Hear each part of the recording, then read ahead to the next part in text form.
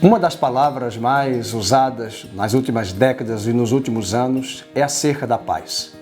Vivemos em um mundo tenebroso onde os homens têm buscado essa paz. Jesus disse: "Eu sou o príncipe da paz". Ele é aquele que pode mediar ao coração dos homens a verdadeira e única e distintiva paz.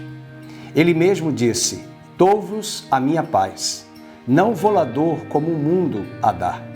Esse é um grande desafio no nosso estudo aqui em Efésios, capítulo 2, verso 13 em diante.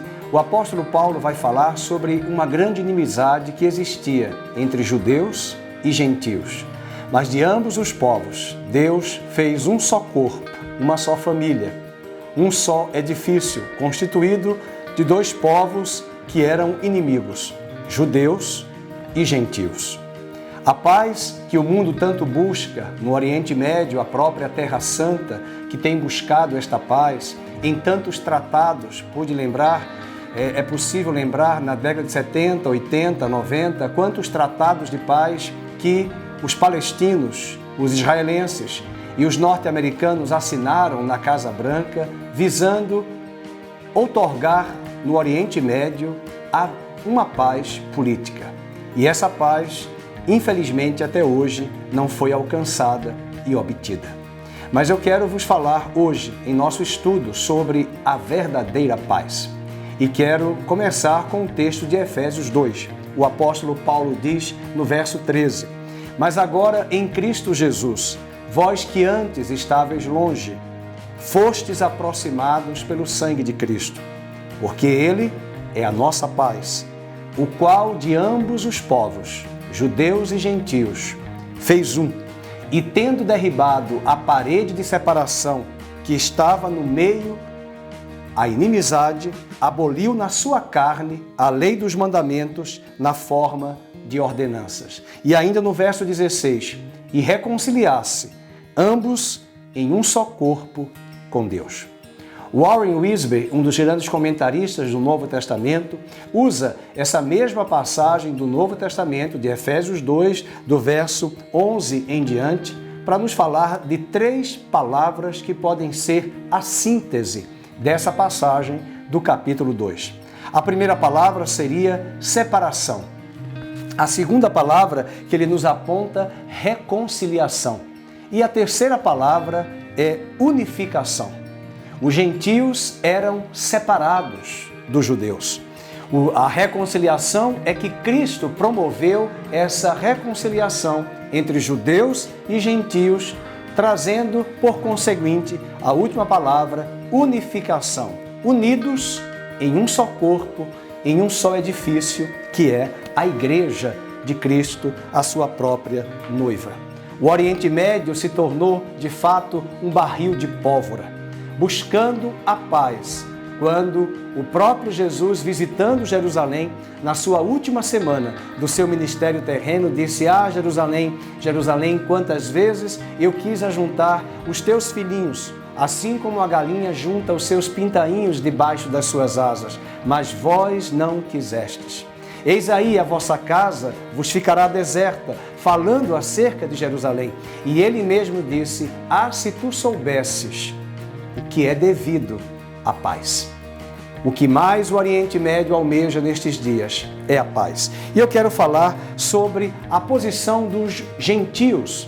Como eram os gentios? Gentios, à luz do Novo Testamento e também do Velho Testamento, era o conjunto de todas as nações, de todas as etnias, de todos os povos, com exceção de Israel. Aliás, em 1 Coríntios, capítulo 10, Paulo diz que nós não devemos ser escândalo nem para judeus, nem para gentios e nem tampouco para a igreja.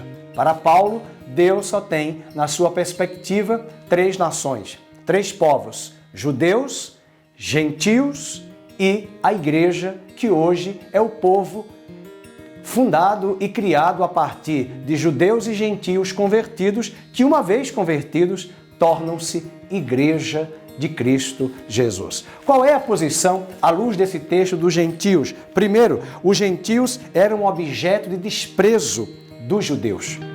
O que é isso? Os judeus, no versículo 11, o apóstolo Paulo diz: portanto, lembrai-vos de que outrora gentios, vós gentios na carne, chamados em circuncisão, por aqueles que se intitulam circuncisos na carne por mãos humanas.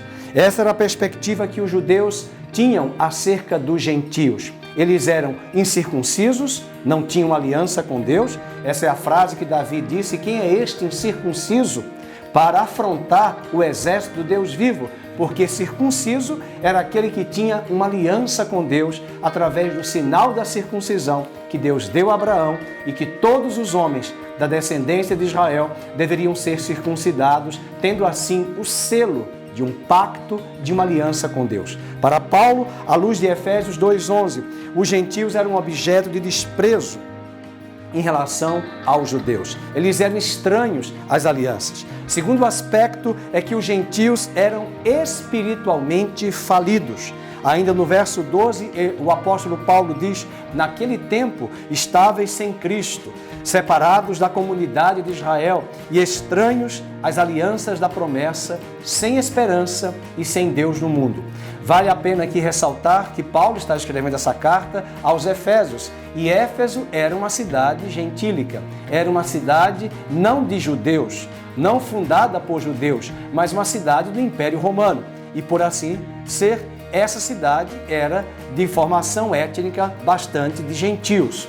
Embora nós cremos que haviam judeus ali presentes, sim, mas a cidade a carta foi destinada a um povo gentio, e Paulo diz: vós éreis gentios, incircuncisos, estranhos às alianças, falidos, separados de Deus, não tínhamos aliança com o Senhor. E ainda o terceiro ponto, nós temos que esses mesmos gentios, no próprio versículo de número 12, eram separados e estranhos às alianças da promessa.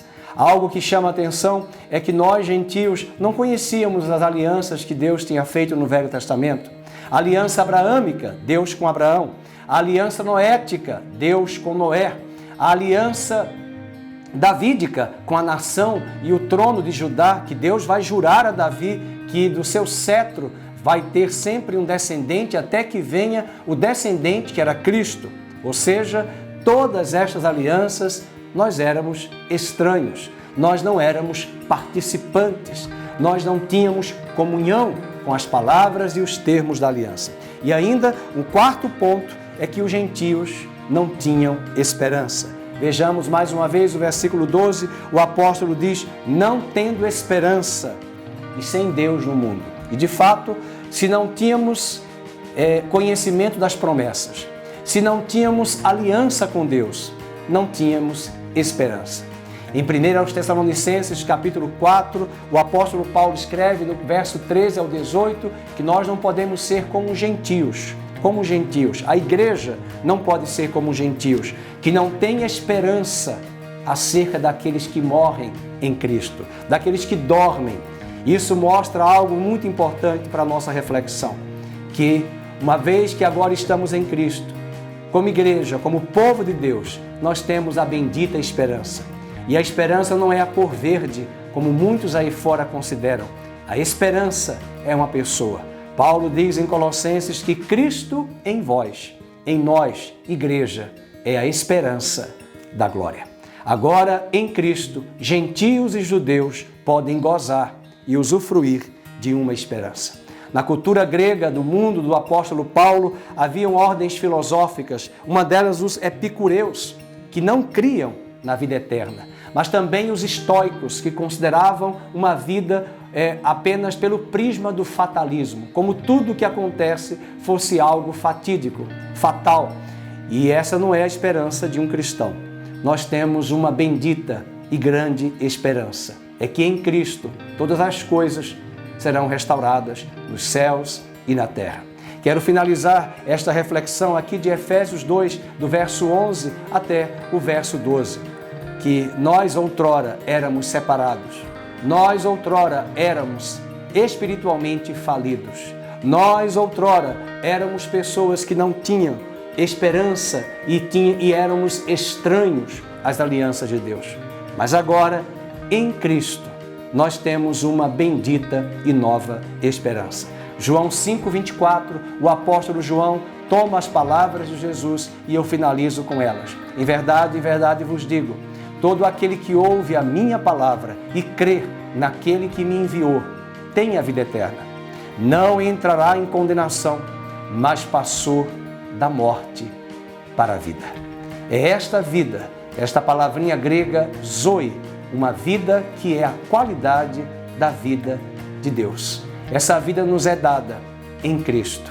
E eu oro para que em Cristo você possa ser transportado para esta nova dimensão, uma qualidade de vida. Não mais a vida do velho Adão, mas a vida do último Adão, Cristo Jesus. Deus abençoe e até lá nos nossos próximos estudos, examinando as Escrituras em nossa reflexão na carta de Paulo aos Efésios. Deus abençoe.